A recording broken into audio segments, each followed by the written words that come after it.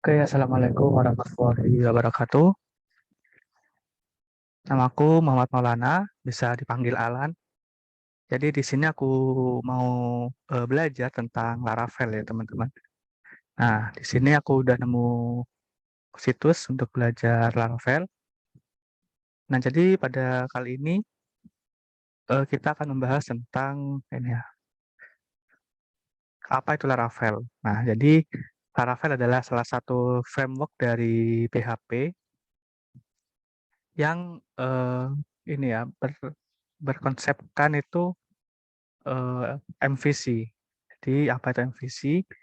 MVC adalah eh, model view controller. Jadi setiap komponen yang ada di Laravel itu memiliki tugas masing-masing. Misal model itu berfungsi untuk eh, ini ya berhubungan dengan database atau data. Kemudian view itu untuk tampilan, tampilan untuk pengguna, dan controller, yaitu sebagai jembatan atau logika dari eh, penghubung dari view ke model atau sebaliknya. Tuh. Oke, jadi awalnya Laravel ini dibuat oleh Taylor, siapa ya? Taylor Owlet, kali ya, teman-teman. Laravel ini dibuat oleh hmm,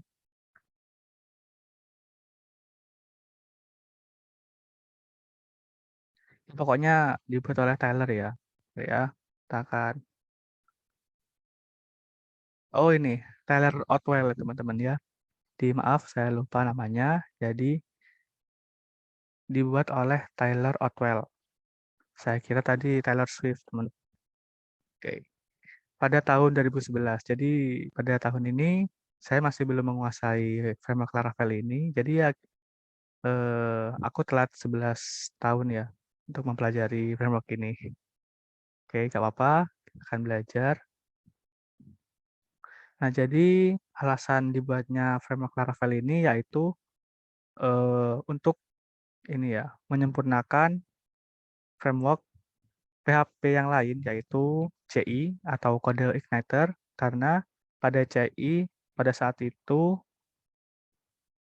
memiliki sebuah kekurangan yaitu di autentifikasi ya. Ini di autentifikasi dan authorization. Oke. Makanya itulah alasan Taylor Otwell ini membuat framework Laravel sendiri.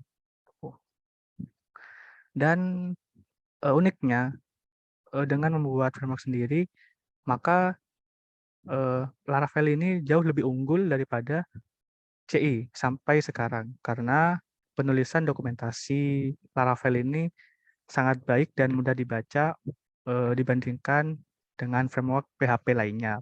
Tuh. Oke.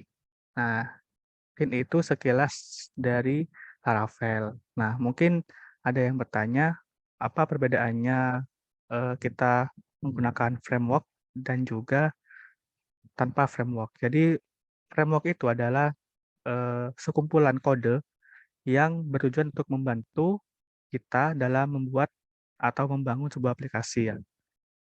Jadi misal kita umpamakan kalau kita pakai native itu native PHP yaitu misal kita eh,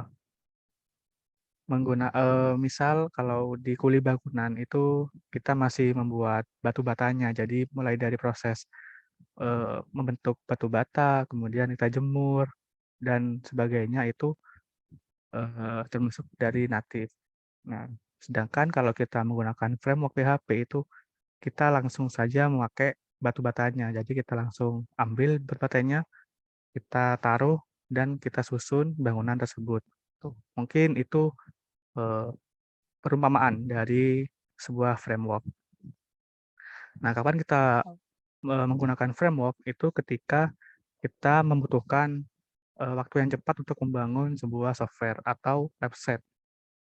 Makanya kita perlu menggunakan framework. Oke. Karena di dalam framework itu sudah terdapat, eee, beberapa fitur seperti fitur, register, login, dan logout. Ini misalnya di Laravel ya.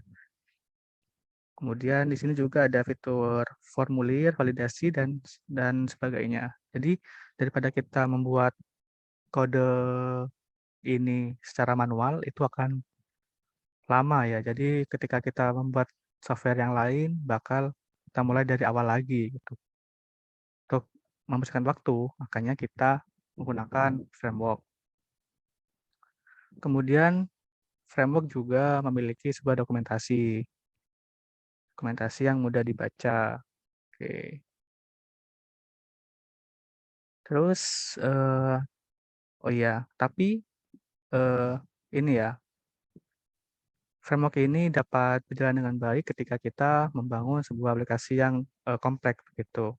Jadi, misal cuman kita akan membuat aplikasi menghitung luas segitiga atau ya program sederhana lainnya yang, eee, dibangun dari PHP atau semuanya ya, semua bahasa pemrograman itu mending kita tidak usah memakai framework. Karena, apa ya, program yang kita buat itu, sederhana gitu, jadi kita nggak membutuhkan framework, kemudian nantinya program sederhana itu bakal lebih cepat performanya ya, dibandingkan framework.